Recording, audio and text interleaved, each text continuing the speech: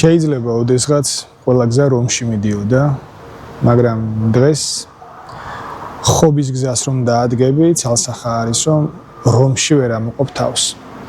შეიძლება რომში ამოყო თავი, მაგრამ რომში ნამდვილად ვერ ამოყოფ თავს. აი ზუსტად ასევე მოუწევს ყველა იმ ადამიანს, ვისაც არჩეული აქვს მებაღეობის ტერიტორიაზე აღიარების ფარგლებში საკუთრების უფლების მოპოვების გზა.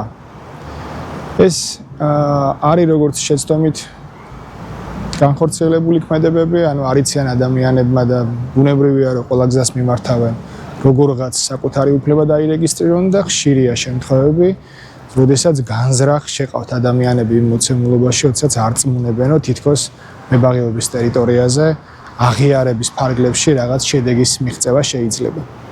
და შემდეგ იწყება ეს დაუსრულებელი წრე, სასამართლოები და საბოლოო ჯამში შედეგი არის ნული.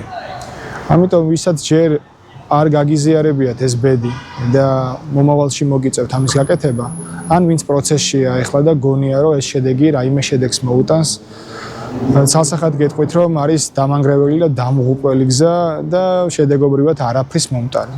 და რატო? პირველი იმიტომ რომ მებაღეობის ტერიტორია არის განკერძოებული ტერიტორია და დამოუკიდებელი სახელმწიფოს შექმნის მომენტისათვის ეს უკვე კერძო ტერიტორიები იყო.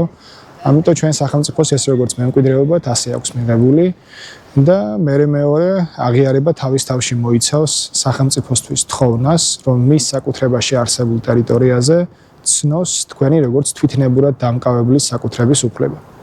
მებაღეობის ტერიტორიაზე მყოფი პირები არიან არა თვითნებურად ადგილის დამკავებლები, არამედ კერძო მესაკუთრეები, რომლებსაც ჰქონდათ ამ ტერიტორიაზე უფლების დამადასტურებელი დოკუმენტი და ფლობდნენ ამ ტერიტორიას როგორც საკუთარს. მებაღეობის ტერიტორიაზე გამორიცხულია თვითნებურად დაკავება, ამის გამო რომ თვითნებურად არავის არაფერი არ დაუკავებია, ლეგალურად კანონის ჩარჩოებში ხალხი ფლობდა, სარგებლობდა და განკარგავდა ამ ტერიტორიებს. და დამღუპველი და ცუდი შედეგის მომტანი არის იმიტომ, რომ სახელმწიფო გატრიალებთ ამ მოჯადოებულ წრეზე და საბოლოო ჯამში გეუბნებათ, რომ აქ საკუთრების უფლებას ვერ მოიპოვებ, იმიტომ რომ არ ვრცელდება მისი ლეგიტიმური უფლება და ვერც გავრცელდება. ვერც მუნიციპალიტეტის, ვერც სახელმწიფოს, ვერც ვერანაირი ადმინისტრაციული ორგანოს.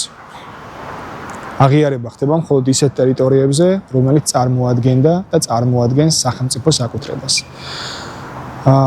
და ცუდი შედეგი კიდევ რასაც მოაქვს თქვენთვის, გარდა იმისა, რომ რეგისტრაციას ვერ განახორციელებთ, აი ჩათვალეთ, რომ ლეგიტიმაციას აძლევთ იმ ორგანოს, რომელსაც ამ ტერიტორიაზე არაფერი არ ესაქმება და თქვენივე პირით და თქვენივე ხელით ეუბნებით, რომ ჩემი კი არ არის საკუთრება და ჩემ საკუთრებაზე კი არ მიცანი უფლება, არამედ შენ საკუთრებაზე მიღიარე ჩემი როგორც თვითნებურად დამკავებლის საკუთრების უფლება. და გესმით ალბათ ხო, თუ თვითნებურად დამკავებელი ხარ, როგორ შეიძლებოდა რომ მებაღეობის წევრი იყავი და თუ მებაღეობის წევრი იყავი, თვითნებურად როგორ დაიკავე. აი ასე აღხლართავენ აი ამ არგუმენტებით და შედეგი გექნებათ ნული.